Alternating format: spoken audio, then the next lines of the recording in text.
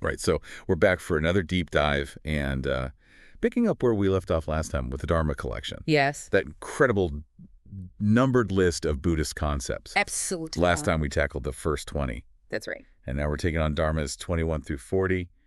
Ready to get into the nitty-gritty of existence Buddhist style. Ready. All right. So Dharma 21 throws us right into the deep end with the Four Noble Truths. Yeah. Suffering, arising, cessation, path.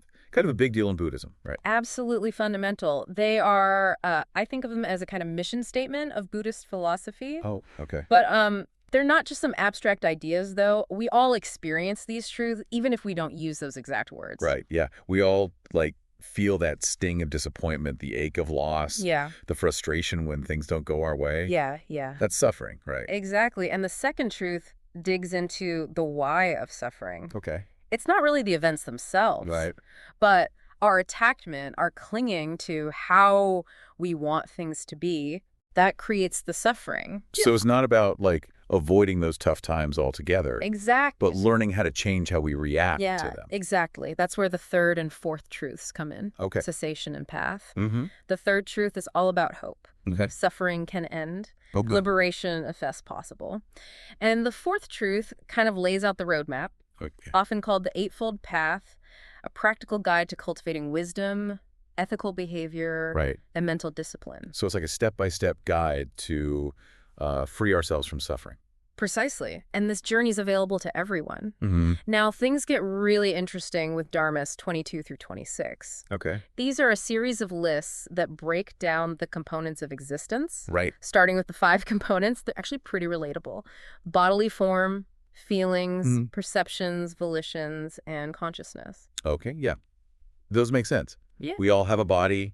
We experience emotions, perceive the world around us, make decisions, and have an awareness of it all. Right. And these components aren't just separate things. They actually work together to shape our reality. Oh. Your body provides the physical foundation. Your feelings arise from contact with the world. Yeah. Perceptions interpret sensory input. Right. Volitions drive your actions. And consciousness ties it all together. It's like a recipe for a human being. Yeah. Exactly. But then we have the 5 super mundane components. Yeah. Virtue, concentration, wisdom, freedom. Right. What exactly makes them super mundane?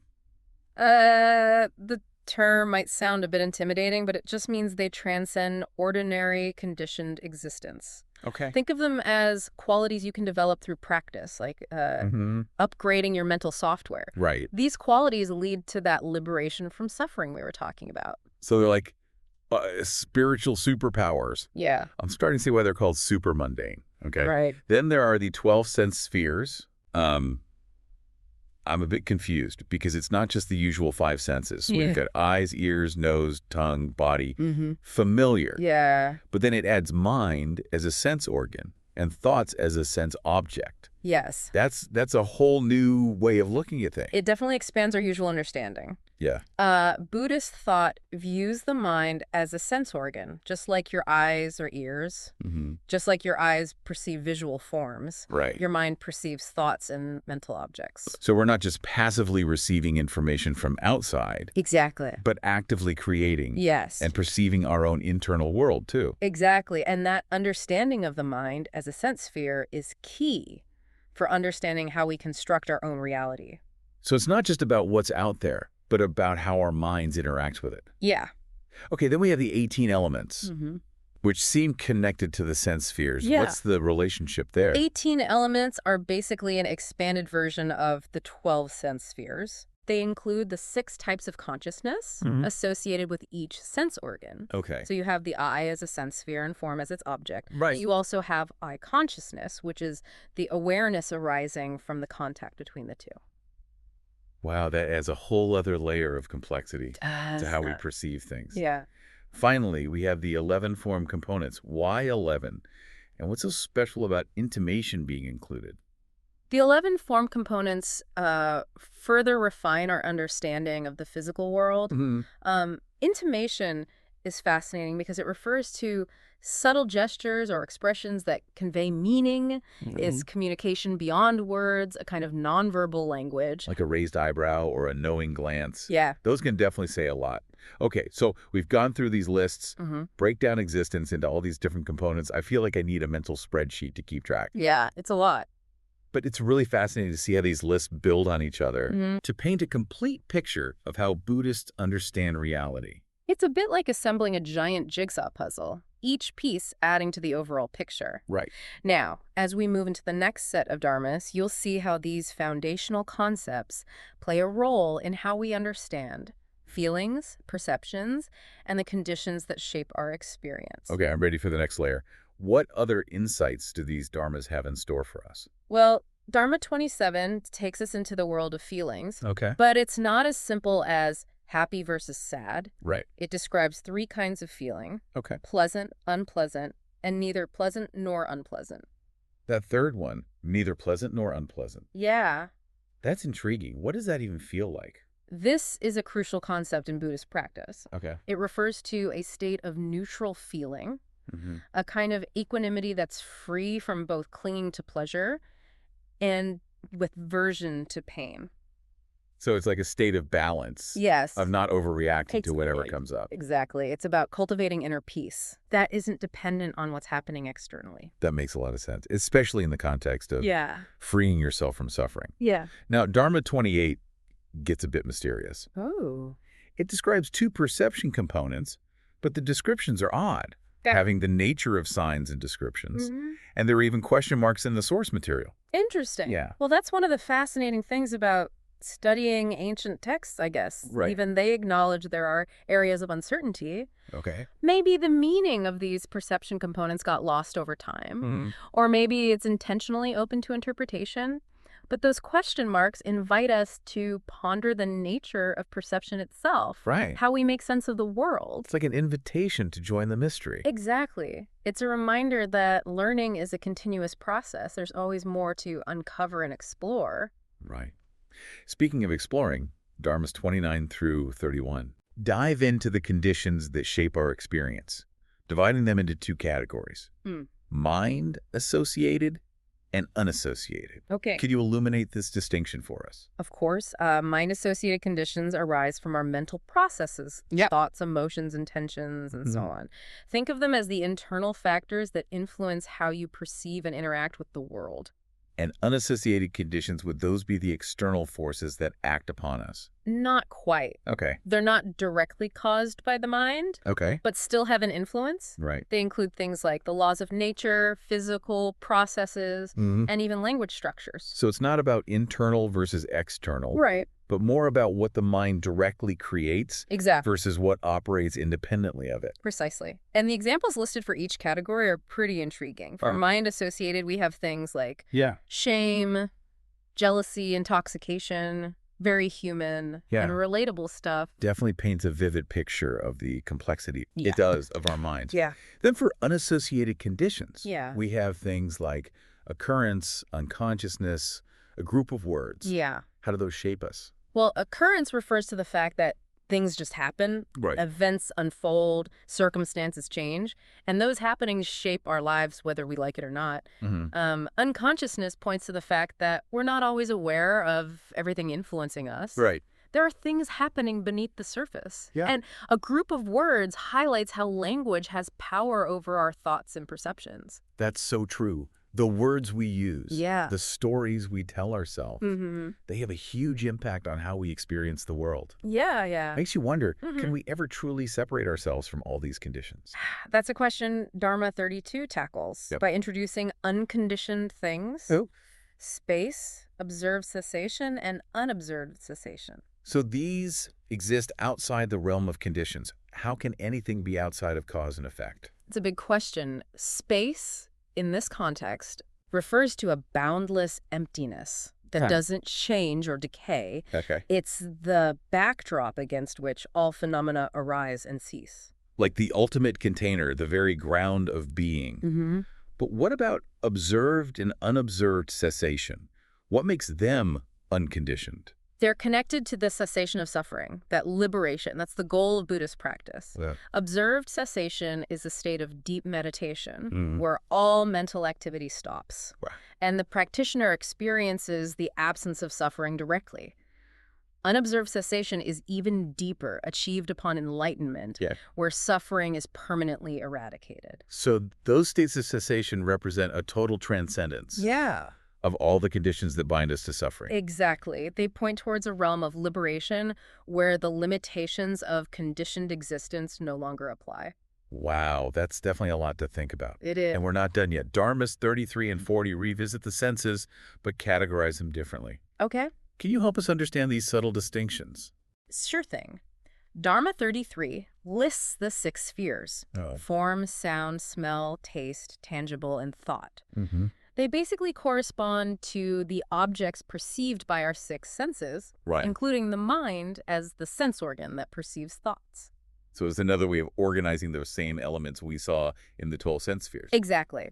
Dharma 40, however, lists the 5 qualities. Form, sound, smell, taste, and tangible.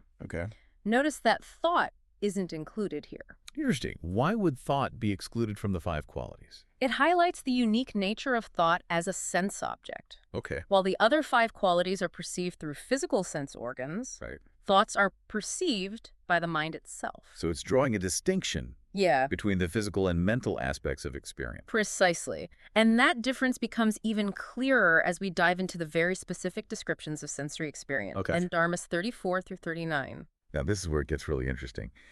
These dharmas go into such detail about our senses, breaking them down into specific categories and qualities, like a scientific classification of sensation. It is remarkable how meticulously these lists are compiled. Dharma 74, for instance, lists 20 form objects. It's not just basic shapes and colors. You have pleasant, cloudy, frosty, even shadowy and sunny. It's like they were trying to capture the full spectrum of visual experience. And then there are the 28 kinds of sounds in Dharma 35. What on earth are agreeable and disagreeable sounds made with hands? And why do they deserve their own category? That's a question that really sparks the imagination, doesn't it? It does. Maybe they're referring to sounds like clapping, snapping fingers, or the rhythmic beat of a drum. The difference between agreeable and disagreeable might relate to cultural interpretations, personal preferences, or even the context of the sounds. It really makes you wonder what those ancient Buddhist practitioners considered pleasant or unpleasant sounds. What would they think of our modern symphony orchestras? Or the noisy chaos of a city street? Fascinating to imagine. Dharma 36 gives us the 6 kinds of tastes: sweet, sour, salty, acidic, bitter, and astringent. Pretty standard, though. Astringent might not be as familiar to some. It's that puckering sensation you get from unripe fruit. Oh, yeah, I've definitely experienced that. Dharma 37 is pretty straightforward with its 4 smells. Pleasant, unpleasant, neutral, and mixed. What exactly makes a mixed smell, though? That's an interesting one. Maybe it refers to smells made up of multiple scents, like a perfume or a spice blend. Or perhaps it's about smells that evoke mixed feelings. Like a familiar scent that triggers both happy and sad memories. Like the olfactory version of bittersweet. Exactly. And finally, we have Dharma 38 with 11 tangibles. Solid, fluid, fiery, windy, smooth, rough, light, heavy, cool, hunger, and thirst. Now, that's an interesting list. Because it includes not only physical textures, but also internal sensations. Like hunger and thirst. It really highlights how interconnected our body and mind are by including those internal sensations as tangibles. They're emphasizing that those feelings are just as real as anything we can touch in the external world. I'm amazed at how these dharmas break down something as basic as our senses into such specific categories and qualities. It's like they're prompting us to pay closer attention to the richness and complexity of our sensory experiences. They're a framework for more mindful engagement with the world. They encourage us to notice those subtle nuances in our perceptions and appreciate the symphony of sensations that make up our everyday lives. It's a great reminder that there's so much more to experience than we often realize. Absolutely. And speaking of experience, that wraps up our exploration of Dharmas 21 through 40.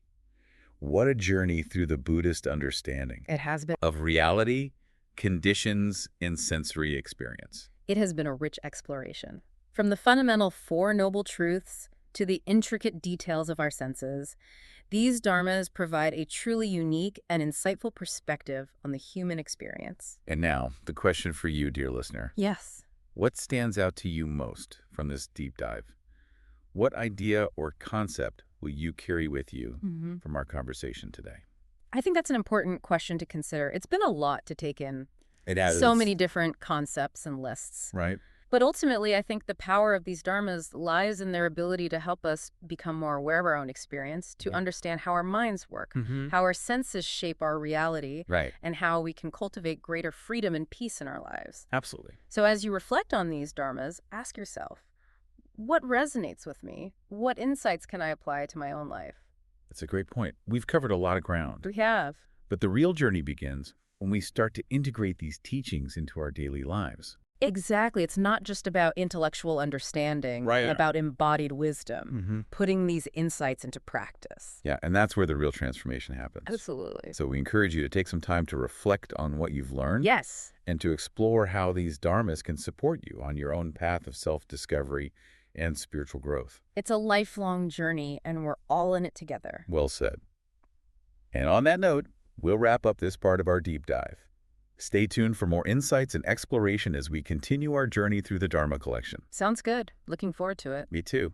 It's fascinating how these dharmas encourage a deep dive into our experiences. Yeah, it's like they're saying, hey, don't just go through life on autopilot. Pay attention. Right. Savor that delicious meal. Notice the way light plays on a surface. Feel the wind on your skin. Yeah, it's a call to truly awaken your senses and appreciate the richness of each moment. And I think that's especially important today when we're constantly bombarded with information and distractions.